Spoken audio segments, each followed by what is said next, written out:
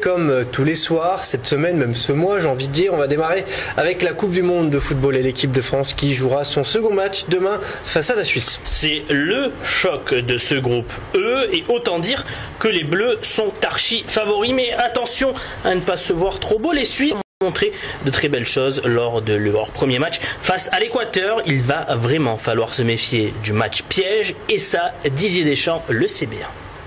La plupart des joueurs de cette équipe suisse jouent dans de grands clubs, donc ils sont habitués au haut niveau. C'est l'équipe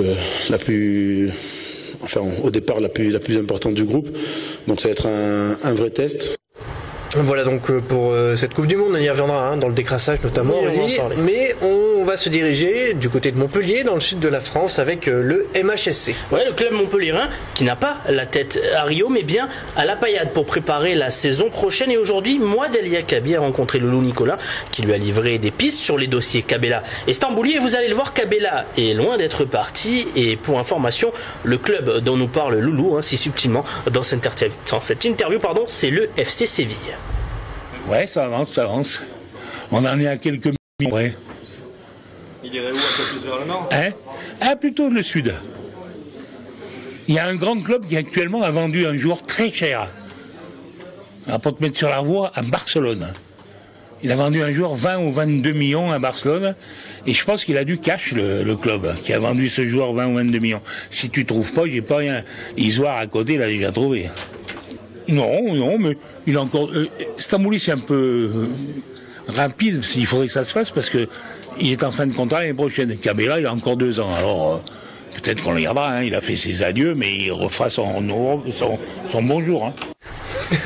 Inimitable ce Loulou. J'adore Loulou. Bon, ceux qui vont rester ne joueront peut-être plus à la Mosson. Oui, alors ce n'est pas pour tout de suite, mais en tout cas, le maire de la ville et président de l'agglomération, Philippe Sorel, et Loulou Nicolin l'ont évoqué aujourd'hui. Pourquoi ne pas avoir dans quelques années un partenariat privé-public sur un nouveau stade? Explication signée encore lui, Mouad El Yakabi.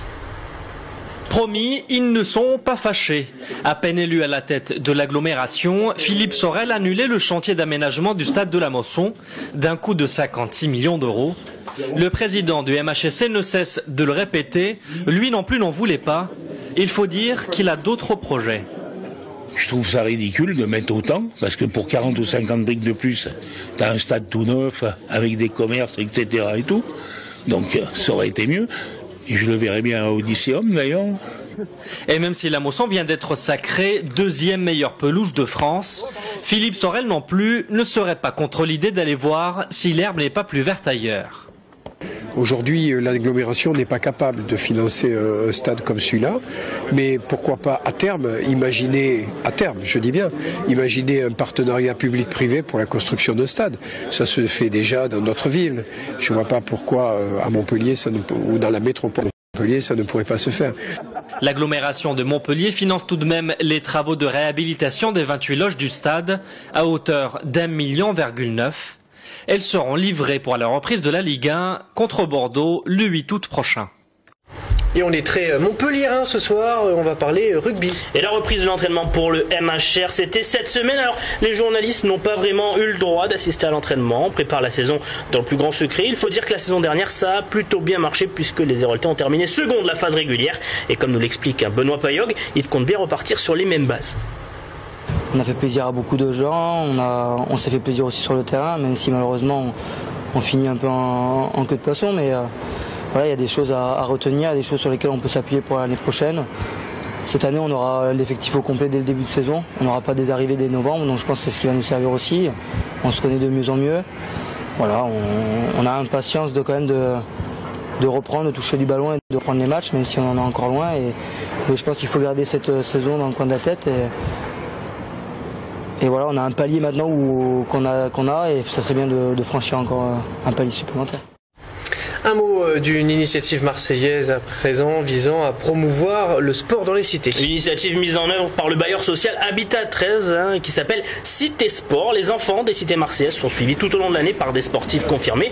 Cela leur permet de sortir de chez eux et de s'aérer un peu et pourquoi pas devenir pro un jour comme ça a été le cas pour Alim Shibani, l'un des meilleurs européens de K1. Si ils s'y mettent sérieusement, je pense qu'ils peuvent aller loin comme tout le monde. Hein. Parce que moi j'étais comme eux, j'étais pas spécial ni j'avais rien d'exceptionnel, donc je me suis mis sérieux et j'ai fini là où je suis maintenant. Apprendre aussi aux gens d'une même cité peut-être de mieux se connaître, sortir un peu, sortir de l'ordinateur, sortir de la tablette, sortir de la télévision pour venir participer à des moments de convivialité. On termine avec votre spécialité, un petit décrassage. Et comme vous avez été méchant avec Mathieu Valbuena hier, aujourd'hui, il lui est un petit peu consacré ce décrassage. En tout cas, c'est une spéciale Coupe du Monde, c'est par ici.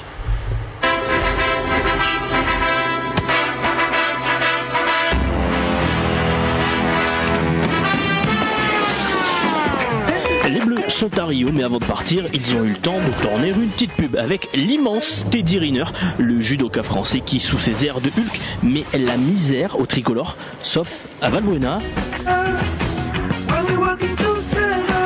Il avait au moins besoin de ça, petit vélo, pour mettre un but de la tête. Et on retrouve d'ailleurs le Marseillais au Brésil accompagné de Paul Pogba, les deux joueurs de l'équipe de France qui font mumuse à l'entraînement, c'est Brasil.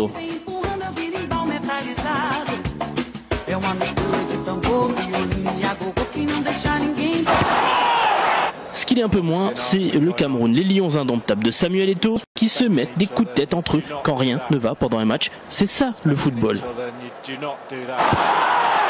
Et si ces deux-là réagissent comme ça, c'est peut-être parce qu'ils n'ont pas Wendy pour les soutenir, cette supportrice de l'équipe de France qui s'est lancée dans la chanson pour soutenir les Bleus au Brésil.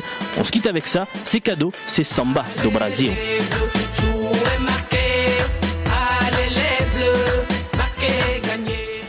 Magnifique, merci Rudy. Je vous en prie Julien.